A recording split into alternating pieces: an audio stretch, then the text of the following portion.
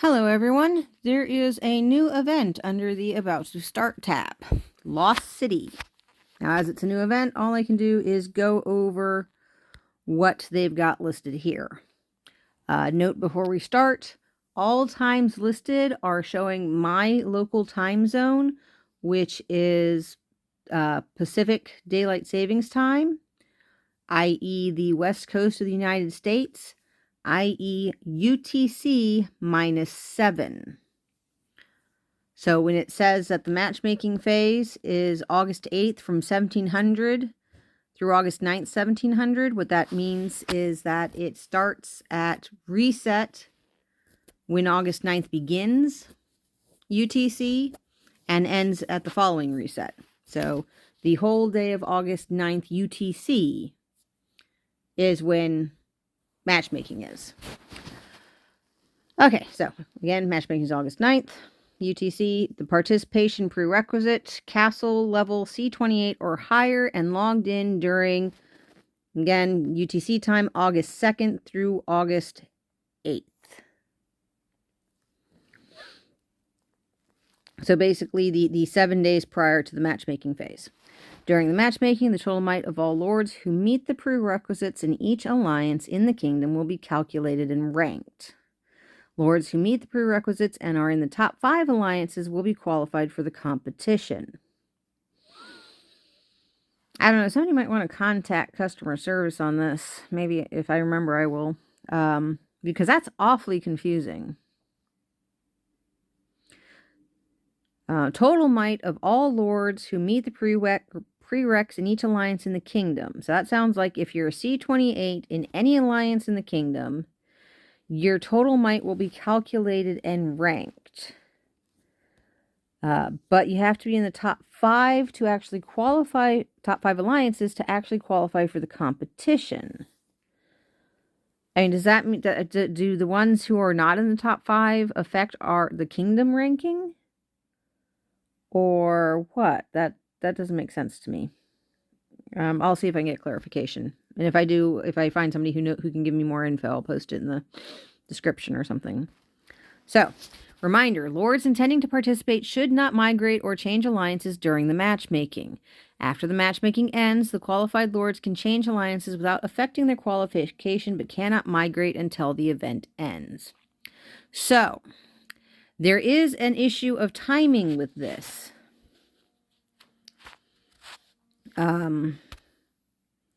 You bring up my calendar.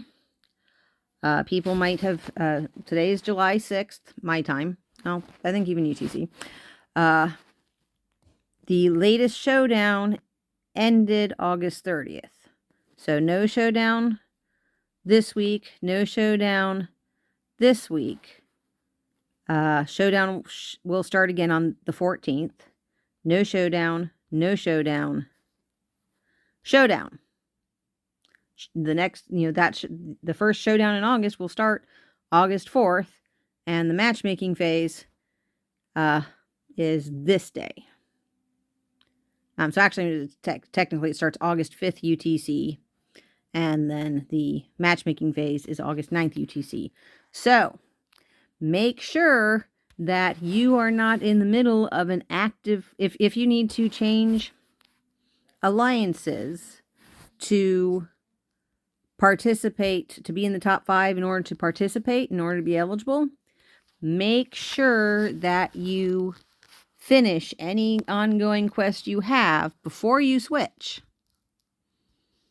An even better plan might be to switch before that alliance showdown starts. Switch before August 5th. That way you don't have to worry about it and all that. But, it's going to depend, some kingdoms, the top 5 alliances may not really have room. There's going to be some hurt feelings over this. I can see that. Anyway, so that's the qualification.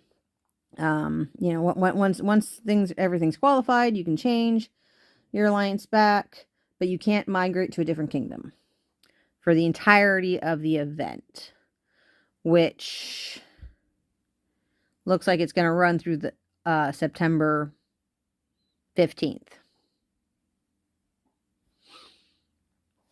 All right. So, well, yeah, let's take a look at the schedule.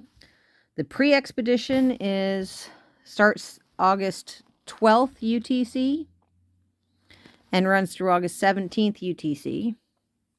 And then the official event is August 19th UTC through September 15th. So you will not be able to change kingdoms until after August 15th or September 15th.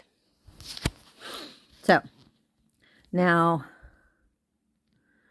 qualified lords will compete with other lords in the same server in the pre-expedition to get helpful resources and precious items in the official event. Now, it doesn't say with other qualified lords, so I don't know, again, do you have to be in the top 5 alliances to participate in the pre-expedition? Or is that why all the C28s and higher in the kingdom are ranked? So that, they can participate in the pre-expedition. Again, unclear. All right. So then it says faction. The lost city is full of dangers and challenges, so lords from the same kingdom will be automatically divided into one faction. So basically, we're competing as a kingdom. And the leader of the top-ranked alliance in the competition will become the initial sovereign of the faction.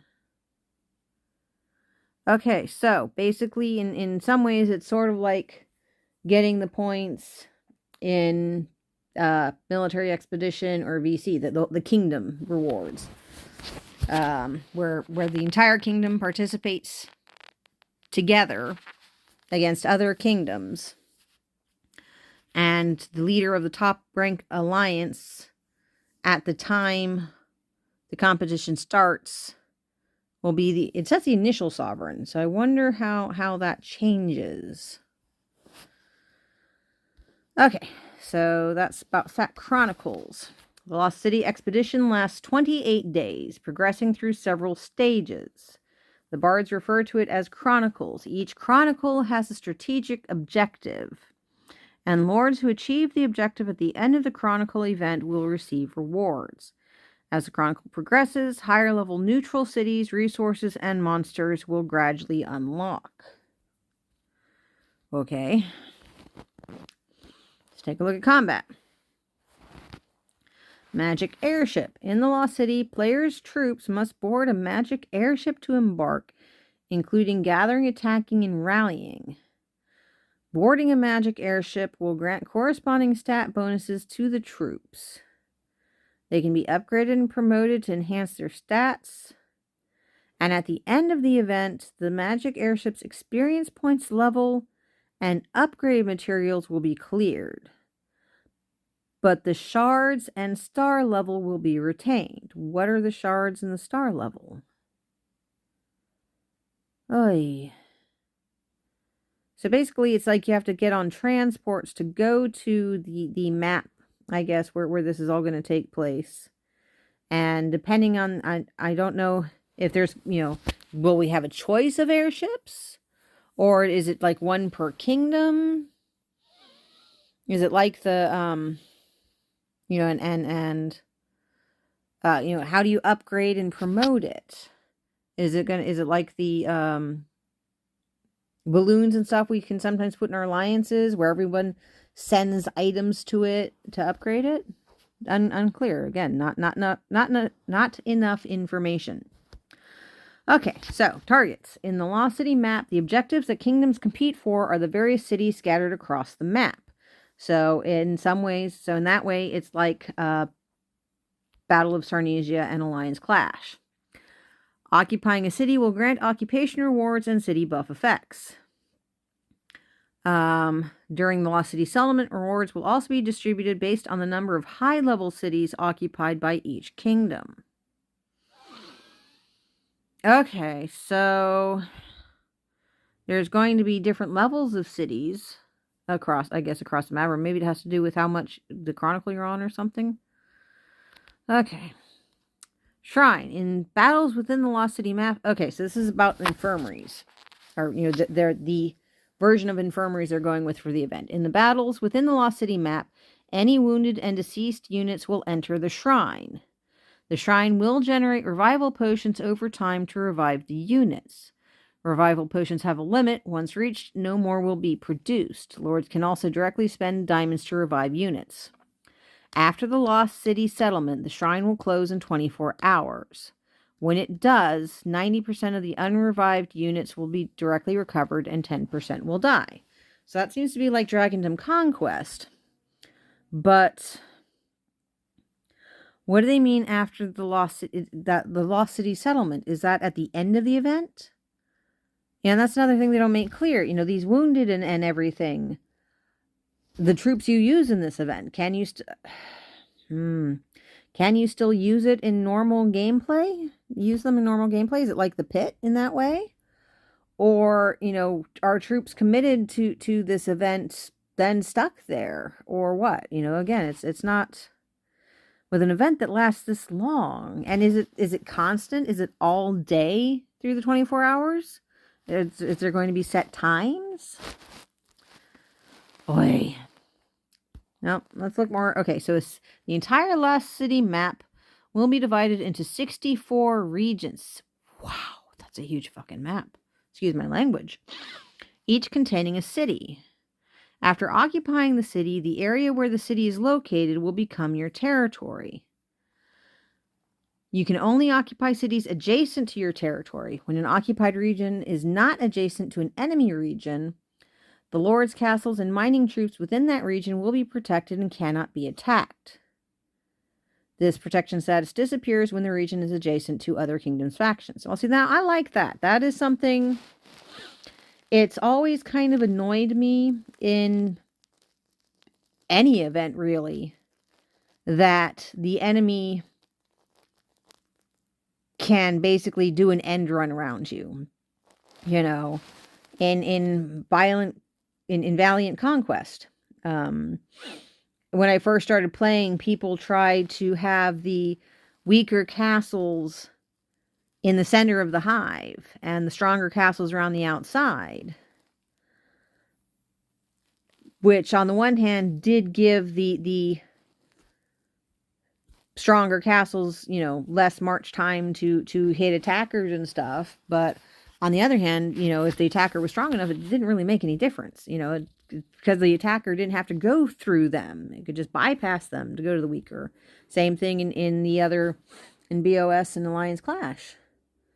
You know, holding one tower does not, you know, protect the territory behind it. Sounds like in this event it will. Which is kind of neat. I just wish they'd given us more information about how it's all going to work, because this is not... Anyway, so a city, it looks like a city has an outer city, which is garrisoned by NPC guards. The higher the city's level, the greater the might of the NPC guards. Once you've successfully taken the outer city, you can station your own troops there. But you have to do it. Looks like maybe you have to do it within a certain amount of time. Because after the outer city NPC guards receive the first attack, a countdown will begin. Once the countdown ends, the NPC guards will fully recover. So it's not entirely clear what happens when the guards recover. I would assume that if you're not in control of the outer city, then, you know, they'll rejoin the fight and make things tough for you again. But if you do control the city, nothing happens, except maybe they swear allegiance to you. It's not, again, not clear. Okay, inner city. You can view the durability of the inner city. So the durability would be like the wall strength of individual castles. To occupy the city, you must reduce its durability to 0. So the inner city also has NPC guards that will fully recover their units after each battle. Now, is a battle a time period, or is it a single attack? Before each demolition attempt on the inner city, you must battle the inner city NP guards. It can only be demolished through winning the battle. So I would think, judging from the way it's said, I would think that you attack you destroy the guards, and then you have, the battle will last a specific amount of time, and you have time to attack again to start trying to demolish take down the durability. But that's the logical thing to do, and the developers have not always shown that they understand what the word logic means. So, unclear. With so many other things, just like everything else in this event. Raid. Attacking either the outer or inner city requires consuming magicite. Okay, so you can't just attack. You have to have magicite first. And there's a limit? To occupy the outer city, you must defeat all NPC guards and any garrisoned enemy players' troops. Okay, so it looks like NPC guards will if you take the city, will then be on your side. The outer city NPC guards consist of multiple troops, and each attacking squad can only defeat a limited number of NPC troops before automatically retreating? What? I hope that limited number of NPC troops is determined, there's like some sort of ratio strength to strength or something. Because otherwise that's ridiculous. Reducing durability. After occupying this outer city, you can initiate demolishing the inner city. You must defeat the inner city NPC guards. The durability deducted from the inner city is related to the inner city destruction point of the magic airship your troops are. So they failed to fully get that translated. But it sounds like that's, part of the incentive to upgrade the magic airship, because how quickly you can reduce the durability of the inner city is going to be somewhat dependent upon what level your magic airship is. Holy shit, could they make this any more confusing? Alright, rewards. At the end of the Lost City, each faction's final ranking and rewards will be determined based on the highest level of neutral cities occupied and the total number of cities occupied converted into faction points. And then rewards will vary depending on each lord's position within their faction. Now remember, the faction is the kingdom. So each kingdom's final ranking rewards will be determined based on the highest level of neutral cities occupied and the total. So neutral cities occupied and total number of cities occupied.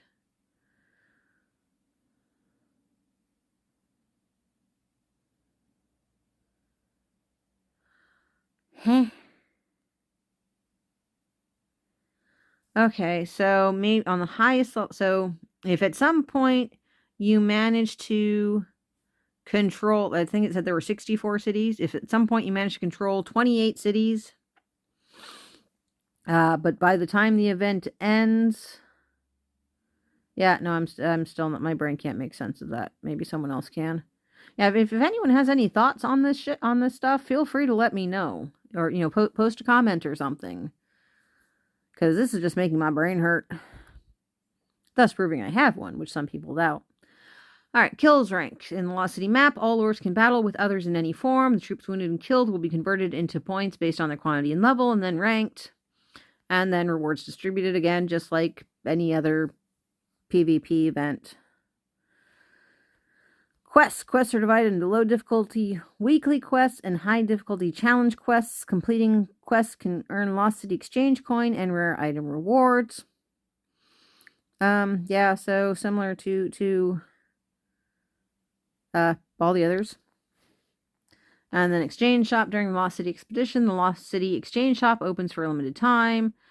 Coins that lords earn can be used. Some exchange items require a certain level of faction dominance. The exchange can be made only if the faction hegemony reaches the specified level after settlement.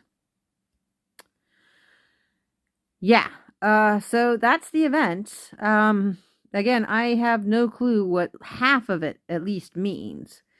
I'll try posting on the official Discord and stuff, see if I can find anybody who can give any clarification to this stuff. And if anybody's brain works differently and they can interpret some of the stuff I've read in a way that makes sense, feel free to post a comment and let us know.